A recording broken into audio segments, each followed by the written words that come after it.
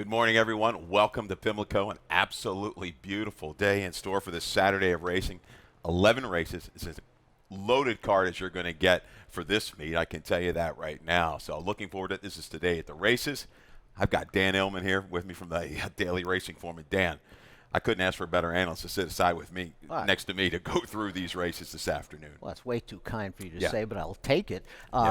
You can't ask for better weather than this. You can't ask for a better card. You've got stakes races all throughout the day, including popular horses. Wonder Where Craig Is, Witty. These are two of the more popular horses on the circuit. So if you're in the area, come on out because look at this weather. You're not going to beat. I think we've got some bourbon and brews or bourbon and barbecue today. I think we've got that going. So if you can come out and take part of that, 6 stakes races. The BWI Turf Cup, the Grade 3, our feature late in the card today. But I tell you, we've got beautiful conditions.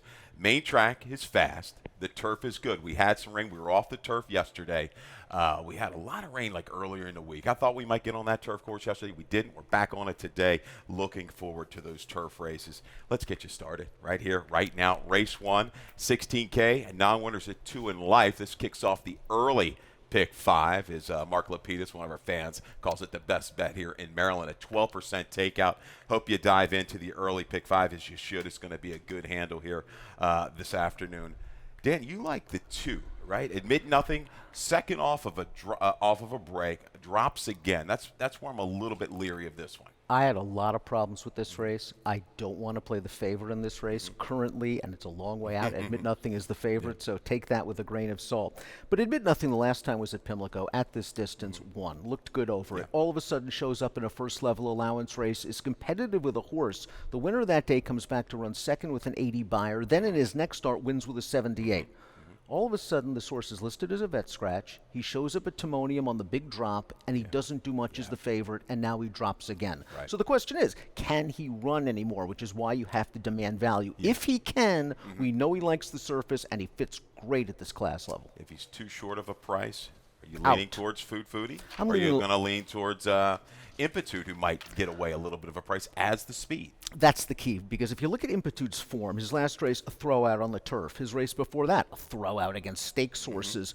If you go back to his race in Clint's Claimers, 4 starts back against Midnight Chrome, a horse that came back to win, he ran very well. And the last time he made an early lead, he won. Again, he's the morning line favorite. We'll see how they bet it. Yeah, I think, he is 2 to 1. Right now he's at 7. I think he's going to be okay there. I think money should be spread.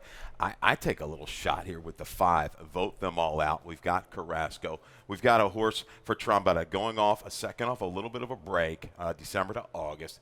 Turf to dirt, stretching out. Now this little move here for Trombetta, he's 3 for 7, 4 for 7 in the money. Turf to dirt, sprint to routes over the last couple of years with a positive ROI. Keys up against some right kind, and with the lack of flow in here, bred to maybe handle a distance. But does he have the early or tactical speed? He sometimes breaks a little bit slow. I want to mention a horse that you have, and I wish I did. That's the 8 A Lot of Sense, because if ever a horse is dirtied up, it's a lot of sense. Look at his race 5 back at Pimlico. Speed favoring track. He gets wired. He runs second. It's his first time going 2 turns. They try him on turf 2 times after that. He doesn't want it. At Timonium, he ran great 2 starts back wide over a track that doesn't play to his strengths. 4 furlongs last time out. That's not his game. Little public workout maybe last time out. I think it tightens him up. He gets closer here. He gets a little bit closer, can handle the distance, no doubt about it. And I think Law of the Jungle. I thought that there was a lot of ways to go here. I'm looking for a little bit of a price. Law of the Jungle, second time gelding. 1 off of that break. The 2-back winner has come back to win 2 times since. I think it's a scramble here in the opener, and it doesn't get any easier as we turn to race number 2. Kicks off the early Pick 4. I've got a ticket here if we want to roll through that real quick for that early Pick 4, and it just shows you how difficult this race was for me. Just hit them all. Take that button and use it. Race 3, we're going to narrow it down to the 2 and 3. Irish Maxima. Needs to keep a little straighter course maybe today. We'll talk about that in a bit. Race 4, I go 2, 9, and 10. Price there with Lily Simone. Single here with the 9 Intrepid Daydream. I think gets some help with the scratch of self-isolation out of here. I thought she was going to be a serious pace presence. Beneath the Stars could be part of that flow as well. But I'm I'm going to let everything hinge here on Intrepid Daydream to wrap it up for that early pick for $27. Good news is you're alive going into race I am number alive, 3, and you yes. might get a price because this is one of those races where chaos can reign. You've got plenty of first-time starters. You've got horses with somewhat questionable form. This is a race where something could pop because there are some interesting horses in here. And it's funny that Orange Juice, the horse that's going to take all the money, we don't know how fast he ran last time. No, they even have an issue. I mean, that Delaware turf course is played soft to almost yielding a lot at that meet. From every time I look up, it seems like everybody coming off of that turf course, it's showing soft. So, yeah, I mean, stretch out, I think, is definitely in the offing for this one by Go Zapper out of a Broken Vow mare. Looked at the family. I think this one is going to get better as the distances increase. We've got a stat on your top selection. K Storm Ready here from Michael Matz. Michael Matz, you wouldn't think wins with first-time starters, but guess what? Michael Matz wins with first-time starters. 5 for the last 19 with 2-year-old debut runners, over a $4 return on investment. And K Storm Ready's got a little bit of a pedigree, more than Ready. He's one of the more dependable stallions out there. And this is a half to several good turf horses down in Argentina. You see a long string of workouts. Love the fact that Barbosa's taking them out. Just got to get these horses out of the gate going 5/8. Absolutely. Look like the speed is going to be the horse just to his outside. Destin's Rainbow showed it, zipped away a Colonial only to get run down through the stretch. Beltane is going to be my top selection. I'm just going to spend a little bit of time on my top picks. This is your show today, Dan. No. I thought this one comes out of a good racing debut at Colonial. Tok came back to win on a little bit of a stretch out. You see that third place finisher, Ruddy Buddy, beat Destin's Rainbow. Experience is there, shows the ability to get into position and finish. The other ones haven't shown me that. I'll take a shot. Beltane, TJ Aguirre trying to come back Tidewater with 2 straight wins for that barn. And just think, the X-Man had a chance to ride for Jerry Robb. He's jumping to ride for Beltane, and I think he's going to be real aggressive. I wouldn't be surprised, barring a quick first-time starter, if Beltane gets to the front. For me, I'm going to concentrate on the 3 and the 4. Orange Juice, listen, the Buyer par for that level's a 60. He got beat a neck. I'm going to guess he ran a 60. Absolutely. And I'll talk real quick about Kinda Fonda Wanda, who X-Man was also named. I'm going to get Forest Boys. So I'll take Forest Nothing Boys wrong with that. on the turf and anytime. By More Than Ready, here we go again. This is full to a grade 2 and grade 3 winner, selflessly. Just missed at Saratoga in debut at 2. 2 foals out of this mare, a second and a third. It works for me. It work on the turf. Getting some bottom underneath of this one. The 7/8 workout recently. Hey, maybe he wants to go a little bit longer. I'll take a shot here based on that breeding. I go 1-6-4-7. Dan, 4-3-1-8 in a really tough second race. Let's turn to the third. Third race, optional claimers. These are the fillies, the 2-year-olds. Really some talented youngsters here. I'll let you talk about Sheila's War Cloud. I really was impressed in that debut. So professional. Just was like an old soul. Not really a 2-year-old filly, right? Because usually these 2-year-old fillies, they go right out to the lead and they win their debuts in gate-to-wire stire. Sheila's Wildcat Warcloud stayed inside, took some dirt in her face, got to the outside, and just rolled by him late. Now, she's going to have to step up. She's going to probably face a faster pace situation. We'll see if she's good enough. I was very impressed with that performance. I was also impressed with our second choice, Irish Maxima, because there was a lot going on in that race. That was really quick out of the gate. Busted out of there. Opened up 4 in a blink of an eye. Took the rating. Top of the stretch, she started to go a little out towards the hot dog stand. Then a drift back in. Went to the left lead, but when she switched back to the correct lead when hooked, man, she kicked back away impressively. That was the point. She was as green as the Grinch, but then the next thing you know, that horse looked her in the eye, and she figured it out right away, and boom, she started running again. Expect her to show big speed because she was fast. Yeah, smaller sample here for the trainer, John Service, the last few years, but he's 2 for 4, 3 for 4 in the money with these 2-year-old winners next out. And then, I'm sorry, on their second career start. He's won a race or 2 here. Oh, yeah, yes, he has. I've got Beachfront Breeze in there as well. We're kind of lined up 3, 2, 4, 5 in here. Nothing wrong with her efforts. And Carmelita, the horse that beat her down at Colonial, a 70 in debut, took some play up in New York in the grade 3 Schuylerville. You can't leave her out of your exactas, can you? Can't leave her out. Very underrated trainer. A little statistic here. Third time starting 2-year-olds. 5 for the last 14. $3.51 ROI. Draws outside, maybe the main speed of Irish Maxima, but she'll be close and she'll be right in the thick of things when they turn for home. Yeah, this is a good little horse race here for these 2-year-old fillies. Looking forward to race 3. We turn to the 4th. All right, another. I've got a little note up here. A race to take a shot in race 4. First level allowance for the fillies and mares, going 5/8 on the grass. Scratch the 11, Centella the 13, 19 Amendment, the 15 Reckless Kelly. Dan, you go outside with the 12 Futurist. Now we have a stat. We certainly do. Future is now going out for Michael Trombetta. 7 for the last 23. $3.30 ROI, moving dirt to turf. Now, this filly made her debut on turf, and Trombetta is not known for winning first time out, but the fact that this one took a ton of money, the fact that this one showed good speed and always found a little more to deny the challengers, makes me think that the future might be now. They tried her on dirt. They took a shot with it. It didn't work out last time out. You see the statistic here for Future is now outside post, never great, going 5 on the turf, but I think she has enough speed to find position. Yeah, when you really kind of break this race down, Winked, has had some issues out of the gate, has got a turn of foot.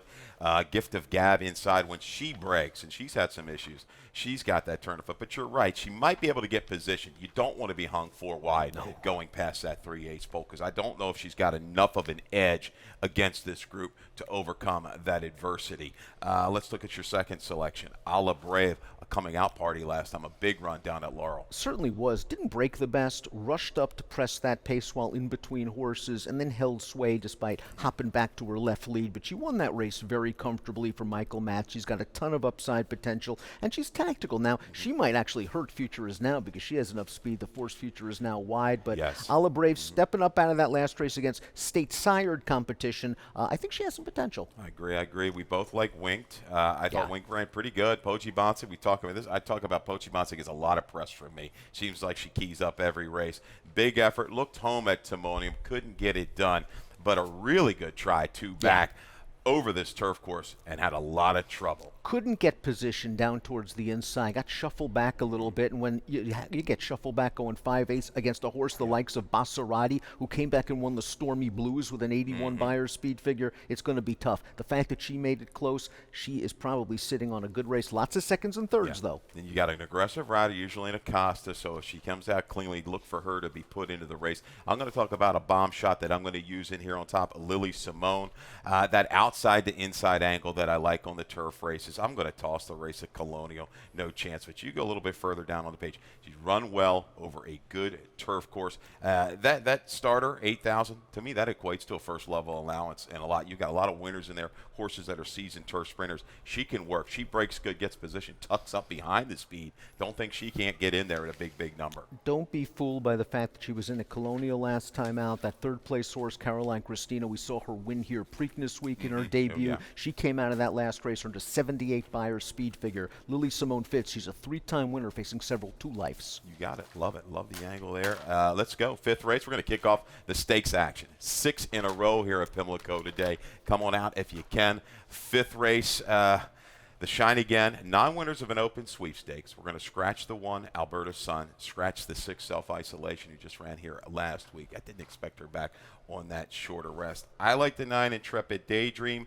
You want to go to the video now? Let's go to the video. Let's go to the video. We'll talk about her because I think the road is going to go through her by the time they hit the 3/16 pole. Well, she has wonderful tactical speed, and the scratch of Self-Isolation helps her because now she doesn't have to work so hard to get to the up close to the pace. And in this race, you might say, well, come on, Intrepid Daydream, get it done. You've got the lead 70 yards from home. But the horse that beat her is pretty good coming down from Saratoga. Intrepid Daydream is a horse that you know is honest. I believe she has upside. Gary Cap wins at a high rate. And I just think this outside post works for her. And she is the big Filly. She's a the monster. big filly. Yes, she's a. You had a stat on what she weigh? She's Well, tipping the let's scales see. at what? 2 starts back at Laurel. She tipped the scales at 1,153 pounds. Yeah, so you're gonna hook her. You're gonna have to battle to beat her. You got a price in her, and I like this price as well. The 4, Sweet Gracie. I do as well. Sweet Gracie showed that she could stay close to a slow pace 4 starts back. It was right here at Pimlico. Now, she got a beautiful trip that day. Was able to save ground, shot up the rail, and got it done. I just think she's dirtied up ever since. She ran at Delaware over a speed-favoring track against Alva Star, who came back and won the Prioress with a 98 Beyer speed figure up at Saratoga. I thought 2 starts back at Laurel when self-isolation beat her. That was just an inside speed-favoring track, and I just don't think it worked for her. And they threw her on turf last time out. Ferris Allen, 5 for the last 14, $2.76 ROI, moving turf to dirt. Maybe Sweet Gracie at a price can sort of tuck in and work out that same trip that worked for her last at time here at Pimlico. Absolutely likes Pimlico. I'm going to talk about another one real quick. You're going to throw the 7, Deco Strong, but I think the 8, Moody Woman. You've got into the mix as well. August 6th, just couldn't make up ground against that speed again. Has proven over this surface to like Pimlico. I think this is going to get back. You're going to see one that's moving in the right direction. I think she'll fire today from off the pace. She overcame a lot of trouble 3 races back to get it done. And the funny thing is we're not talking about the most accomplished horse in the race and the huge question mark, and that's the 5 First to Act, who's taking a drop out of 3 graded stakes races for Shug McGahee. Shug was perplexed that she didn't run well at all last time out in the Molly Pitcher, but on her best race, she wins this. The question is this too short for her? That's she's going to need, I believe, a little bit of help. But man, you look back at who she ran against, Nest and the rest of this company. Just what's happened? Is she just gone off her game? Is she soured, or is this the race that's going to pick her up? I just don't know. At a short price, I don't want to find out. Right. All right, 6th race, the Ben's Cat. What more can you say about Ben's Cat, Dan? Man, what a wonderful horse for the king. I went back 26 stakes wins, 4-time Maryland-bred Horse of the Year. The list of accolades just goes on and on and on. The Ben's Cat, though, it's going to kick off. It's a jackpot super high 5. It's also going to be part of that Rainbow Pick 6 to get you going. And Callie's ticket, she's got a ticket, got it in to us here this morning. Total cost $36. She's going to go ahead and single Witty. I think it's going to be a popular choice there in race number 6. Spreads a little bit. Race 9's interesting. Let's take a quick look. She's got the 1, 2, 3, 4, and 5. A lot of the play on Miss Bouchard, I believe, Late Frost. I do like Apple Picker as a little bit of a price in there as well. I'm going to throw that one in. Race 10 with the 7, 8, 9, and wraps it up in race 11 with the 2 and the 4. Let Me Drink Bruce Levine. We'll talk about that one with some turf runners recently in Maryland. It's been good. And the 4 Opinionated. There you go. $36 ticket for Callie. How do you see the Ben's Cat, Dan? Well, I think Callie's on the right horse. It's certainly Witty, and we're going to go back to watch Witty's most recent start. Now, Witty sometimes is his own worst enemy. He doesn't break very well. In this race at Parks, he broke great, but look what happens when he goes over this dirt patch in a minute on the backstretch. He's moving comfortably in the second. He just bobbled right there, and I was talking to Lizzie Merriman early in the week, and she was very concerned that this horse might have had a bit of an injury, but didn't. Came out of the race okay. Here's the problem. Here's the stretch run. Witty has dead aim on this horse, doesn't go by. Yeah. Does that bother you, or did you think that bobble on the backstretch was enough to cost him the race against a horse that was on the lead throughout? I tell you what, though, he got in a position. He's got the bottom to get it done. I would have liked to seen him go by, no doubt about it. Especially at odds on. Yes. In a short field like that, he made that. He's got a break in this race. Yeah. He's got a break. Because that's been a problem for him. If he does, you look at his numbers, he's very tough. And again, he's going to take money. He's one of the more popular horses in the region simply because his older sister, Caravel, is the reigning Breeders' Cup Turf Sprint winner. He's going to wind up a short price. I think he has to be used in your exactas and tries, but that's troublesome. 5 seconds from 7 starts this year. Who's got the best shot to beat Witty? Well, it's either Sky's Not Falling or, in my opinion, Commanding General, simply because Commanding General is the controlling speed. Rider switch to J.D. Acosta. That means go out of the gate. And Commanding General seems to be in pretty good form for a barn. Bruno Tessori wins races here at Pimlico if you go back on the stats. So maybe that horse is live at a price on the lead. But Sky's Not Falling is one of the more accomplished horses in this field, and he hasn't sprinted on the turf, really sprinted. I'm not talking about 7.5, 2 turns at golf, since he won the Maryland Million Turf Sprint here going 5.5. He's just a classy horse, and I wouldn't be surprised at all if maybe he pulls off a little bit of an upset. I know you're not a weight guy, but would he drop 7 pounds from his last start? Yeah, Yeah, Sky's Not Falling also doesn't mind with a little bit of give in that ground. You see a couple of those races, good. I got them circled, 88 buyer, 86 buyer. You're gonna need something like that, I think, to get it done.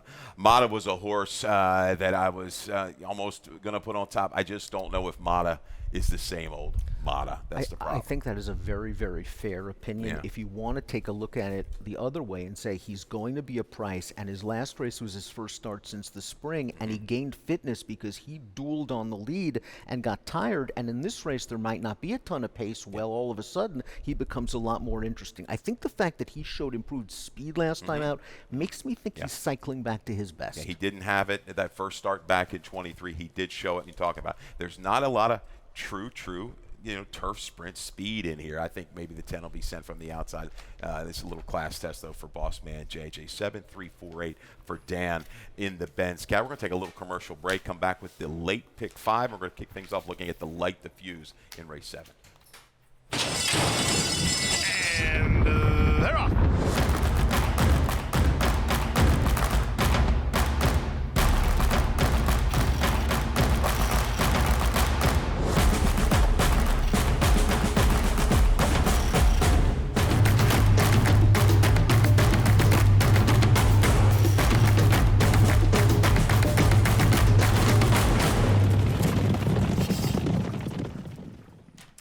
We are back. We're going to conclude this card with the late pick 5. Don't get shut out on that. The light diffuse stakes is going to start it in race 7. Scratch the 4 Cowan, the 6 Little Ruru, and the 7 Scaramouche was a late scratch. So we've got some speed. The speed of the speed looks to be drawn outside in the clear. That's the 8 Wonder Where Craig Is. It is Wonder Where Craig Is. Brittany Russell's first ever graded stakes winner. Brittany's gone on to do some pretty good things ever since Wonder Where Craig Is won that race in 2021. Here's his most recent start. It was the De Francis. You remember that day. It was very, very hot. Wonder Where Craig Is showed big early speed, and Lightning Larry, who's odds on in this race and is a very good sprinter in his own right, is able to go by Wonder Where Craig Is. But look when Wonder Where Craig Is gets hooked. He really doesn't want to lose. And he has the speed, as you mentioned. This outside post gives Sheldon options if he's a little bit slow from out of there. But I think he's going to go to the front, and if he shows up with his race, he's probably going to win. Yeah, I mean, he to me, if he just breaks, he should clear this group, get position, drop inside. When you hook him,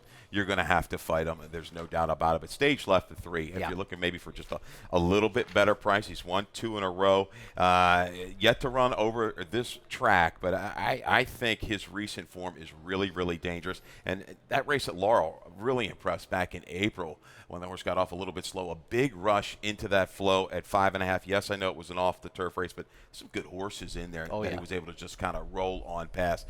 With Cruz, he's going to have to get put in a stalking spot. Doesn't want to be caught too far back. I don't know if he can make up 2 or 3 lengths from the quarter pole. He's going to have to go on the attack a little bit early. But that move that you mentioned when he won the Leatherberry, that's going to work in this race for him because I think he has enough stamina to sustain that sort of run. And if someone, maybe a horse like Jackson Traveler, tries to go after this horse early, the favorite early, maybe stage left will be able to run him late. He's in career form for a barn that does very well in Maryland. Do you think the return to Pimlico is what Jackson Traveler needs and the move back to the main track? I think Jackson Traveler just probably needed his last race. And you look at this barn, Asmussen, 5 for the last 16, $4.63 ROI with the combination, turf to dirt, second off a 6-month to 1-year layoff. Don't you think that last race was a prep? Just a little. I do. He's won going turf to dirt in the past. He's a 2-time Maryland-bred champion. You never want to count him out, especially, as you mentioned, over this track. No, okay. If anybody's going to make that run from a little bit deeper, is it Sir Alfred James? Is it a horse like Dollarization? Or you just think,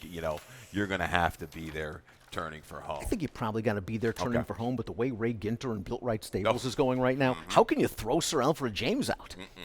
The blinkers coming off. Has been fine with the blinkers off in the past. Interesting. Shorter field here in the light diffuse. Wonder Where Craig Is? Yeah, he's the target. Can they run him down? Let's turn to the 8th. The 8th race, the All Along, and a 1 1/8 on the turf for the fillies and mares. 3 and up. We've got some scratch. I was really looking forward to Moofy the 3, and we're not going to see her today. You've got a little note. I think you might have talked to the trainer where they might go with her. But take out the 3, 7, 9, and 12. Leaves us with a field of 8 in the All Along. Yeah, Jonathan Thomas told me that he thinks it's a little quick back for Moofy. Okay. He's thinking Rodeo Drive, grade 1 out in Santa Anita, so he's got high hopes for Moofy. That being said, Full Count Felicia has shown stakes potential Yes. for Brittany. Let's watch her final start of 2022. Here she is on the outside as we head into the turn, and you're going to see full count Felicia just make this big bursting move. And in the blink of an eye, she goes from 7th to 2nd, and the next thing you know, she is on the lead, and it is good night Irene once full count Felicia gets in front. This is a very visually impressive performance. She was laid up after that race. She came back. She won like just breaking sticks at Colonial last time out. She might need a little bit of a pace setup up front, but boy, this filly has shown ability. Even when she got beat in the Virginia Oaks, I thought she had a terrible trip and ran very well. Yeah, I agree. I think that was a good effort behind Sparkle Blue. We know how good she's been of late. But, yeah, Full Count Felicia has just turned it, the corner tremendously with that burst. And you saw that move on a good turf course at Laurel. Could be similar to what she's going to catch today. I've got her on top. Yeah, you got Unruly Julia at a monster price here, 30-1 on the line. I think Full Count Felicia might be the most likely winner in this race, but the two alternatives, Unruly Julie's last figure was very good at Colonial. She pulled very hard in the early portion of that race. They conceded the lead to her at the half, and I was very surprised even at 14-1 that she held on in the stretch, but that was an interesting race. You would think, okay, it was only against sort of state-sired, state-owned West Virginia breds, but the fourth place finisher that race was a horse that ran fourth in the Gallarette here, was odds on. So that was a pretty decent field. She's got to improve by leaps and bounds to win this race, but at 30-1, maybe she could even sneak into the bottom of the exotics and make your number. You look down. I know My Risky Affair is out of here. She's only beaten a couple by her at Aqueduct back in the fall.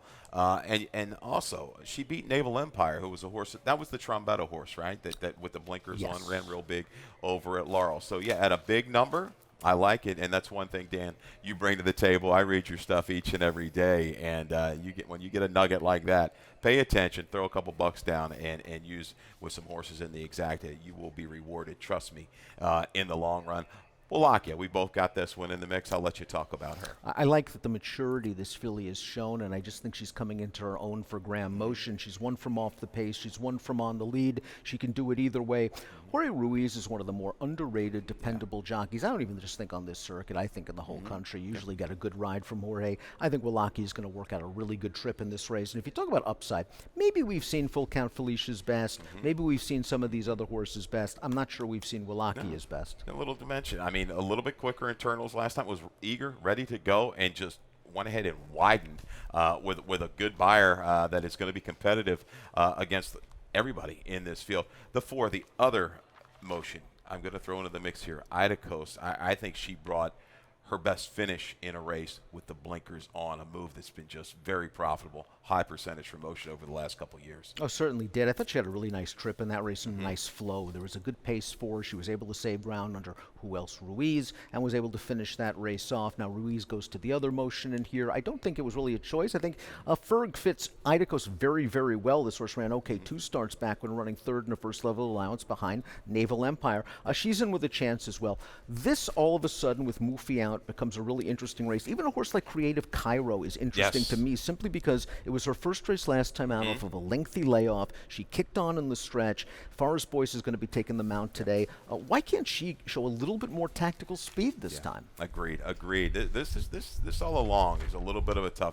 Full Count Felice, just the way that race still resonates with me. That race back it was so at impressive. Laurel was really, really big.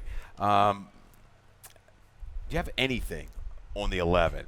This horse was on and off my ticket. Milagrosa Serena, the Argentinian, coming in with Caramanos for Vera. All I know is that she probably needed her last race. And Vera is a very, very good trainer that knows how to spot his horses. She obviously, being a Group 1 winner in Argentina, can step a little bit. With those South American horses, though, you never really know what you're going to get. Are you going to get a top horse or not? I thought she ran okay in her first start against Intrepid Daydream, by the way, at a distance probably too short for her, that she could easily do better. If she goes off at 15-1 on the line, even 10-1, I think she's worth consideration. Okay. Good. All right, let's turn to the 9th. Getting closer. The Weather Vane Stakes. The fillies, the 3-year-olds, going 6 furlongs on the main track. We do have a scratch. late special, the 6, Fancy Joke. So I thought was going to be possibly part of this flow in here.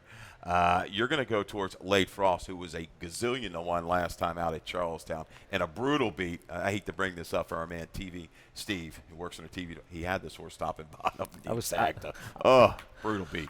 I was talking to Michael Matson. He was laughing. He said he'd never had a horse that was 96 to 1 before, and Late Frost was a horse that, as a 2-year-old, had always shown ability, just never ran a fast race. Well, she finally ran a fast race last time out, and maybe it was just a situation. She caught a wet dirt course, and she got a great trip and ride on the lead on a soft pace. But she also, I think, ran to her potential. She is going to have to run in here, though, because the 4 Miss Buchero, your top pick, is very fast. Yeah, and we've got a video of the 4 Miss Buchero. We're going back to the last race, right, at Penn? Yeah. That's right. Yeah, I'll let you talk about her. Well, I tell you what, she's won 4 of her last 5 and a definite excuse at Delaware. That race at Delaware, 2 starts back as we see her streak through the stretch at Penn National. I talked to Diane Marisi earlier this week. She said she blew a shoe in the gate, didn't break great, and then the next thing you know, Alva Star, who came back to win the Prioress with the 98 Buyer, gets loose on a speed-favoring track. What chance does Miss Buchero have? Draw a line through that race. She can run with stakes horses. She's going to be forwardly placed. In many ways, even with Late Frost's gaudy Buyer last time out, Miss Buchero's the horse to catch and beat. Absolutely. I agree with you. She's just extremely fast, and that was the note I had. Antsy in the gate at Delaware just prior, ducked out a little bit, and it was over. I read your stuff, saw that. I mean, my man does his homework, blew the shoe, and it was over from there. Talked to the judge. I thought took the initiative last time in the Miss Disco at Laurel. There wasn't a slew of speed in there. Went ahead and went and got it done. A gritty effort down towards the inside. You see that short comment, tenacious.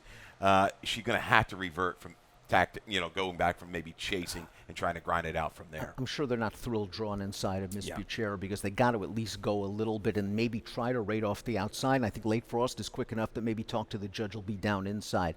That being said, Victor gave this horse a brilliant ride last time out. As you mentioned, that first quarter mile was easy. He started stepping up the pace and dissuaded those other horses, and she was very game to win. This horse is going to be a price. She's in very, very good form. I want to talk about Blind Spot because I think she's the key to this race. She's faced good company on turf. She's faced good company on synthetic. You look at her 2 dirt races, they're both excellent. You're getting top connections. And if this race turns out to be a little bit of a barbecue with the 3, 4, 5 hooking up, why not Blind Spot from the back, turning back? You've got that one, and I've kind of got Apple Picker. So, looking at how short these prices might be on the 5 especially, and the 4 I think is going to take some play. Apple Picker, 4 to 1 on the line. I think that, be right around there. Maybe we can get 5 to 1 on this one. But interesting. On that barn change, off the break, gallops at Delaware. I thought it was visually a good effort. I know, don't look at the time. That track was slow there early on. Comes back and makes a run from the back of the pack on the turf. They try a little bit longer in the searching, a little bit of a move, and just a fade. Turning back, this one might be dangerous coming back on the dirt for Brittany Russell. I bet her last time out in the searching because, like you, I liked her race 2 starts back, and just maybe that distance was a little bit far for her. So turning back in distance, getting back to the dirt, and again, she's got to catch a little bit of pace. I know both of her wins have come in gate-to-wire fashion. Just not sure on the turn back she's quick enough to go with the 4 early. No, I'm hoping, that she, the forward works coming into this can maybe slide into a stalking position by the time they leave the far turn and make a move into it from there. But yeah, I mean, Miss Buchero, Late Frost, I think the last thing either one of these jockeys want to do is get involved in a duel, right? Leaving the, the 5/8 into the turn. That could be to their downfall. And then here comes somebody rolling at a price. 5-4-3-1 for Dan in the Weather Vane Stakes. We turn to the feature now. Our 10th race, the Baltimore-Washington International Turf Cup, Grade 3. We've got some scratches. The 1, Doppelganger, was main track only. The 4, Wolfie's Donna Ghost. The 5, Cazadero. The Business Model was a main track only. Going to be taken out today. You Smoking Tea, back on a little bit shorter, not really a kind of a normal move for the barn, but is this strike when the iron's hot? I think in this case you strike while the iron is hot. And Shug's very good with horses going second off these kind of 2 to 4 month layoffs. 5 for the last 18, $2.96 return on investment. Very, very game in this race, I thought. I think that this horse is extremely interesting coming back. Now, the 14-day break is not exactly what Shug wants to do. And he's mentioned it's a little quick back, but you do strike while the iron is hot. And if you're going to get it done, it's going to be in a race in a short field where you have tactical speed. T at 1 has scratched here, is going to run at Delaware. Okay. All right. So there you go. A late scratch T at 1. Look for that one Yes. in Delaware. Do you think Smokin' T or King Vega goes to the lead? I think Ram Motion has made some noises. The King Vega is going to go to the lead. Okay. I think some of the scratches, especially the scratch of Wolfie's Dynaghost, forces Forrest Boyce's hand. Forrest rode this horse brilliantly at Colonial last time out. First of all, Motion's one of the best layoff trainers in the world. His stats are otherworldly. King Vega was able just to get to the front off the layoff. Forrest got her here, just him relaxed on a loose lead, and the horse was game in the stretch. If he gets to the lead in here, while I think this mile is sharp for him, he might want a bit more ground. An easy trip might help him navigate the distance. Okay, all right. I go to the 3 in here, highest distinction. This one really caught my eye. And I'm going to talk about like a little note that you brought in your story regarding this. I thought this one had a tougher trip. When I look at turf races, I like to see horses usually covered up. This one out in the clear all the way, was able to roll up to that lone speed of Big Everest and go by. Big Everest is kind of a key horse in here. You talk to the trainer. That's an interesting move. So do you think she's going to be able to kind of, or he's going to be able to get that outer trip today, maybe say from the far turn to the wire? Shorter field should be able to. I think she should be able to, simply because the two horses on the outside are going. Highest Distinction probably just tucks in the second flight in the 2-path and maybe gets to the outside. Lindsay told me that this horse likes to get into a nice cruising rhythm. That's why he was 3-4 wide last time out. But he's obviously found his form in his last 2 races. He's Pure Gold, who's also in this race, will probably try to work out a similar pocket trip as last time out. He was stopped briefly in upper stretch. I'm not sure if he wins if he gets through, though. Yeah, no, he doesn't look like he was going to completely fire through. Just a little hesitant there, upper stretch. But he's a tactical horse. He gets into position. Is he going to have that kick here today? Well, a couple of these other ones in here. But highest distinction, another one. The form just kind of jumped up and just jumped out at me when second to Catnip, a horse that's gone on and won the Grade 3 up at Monmouth. That's it. That's a look at the Baltimore-Washington International Turf Cup. We wrap things up into the 11th race. Maiden Claimers. They're going to go mile on the turf. Fillies and mares, 3-year-olds and up, 3 to 5, I should say. Scratch the 1, Zolatone, the 10, Sultry Sky, the 14, and the 15.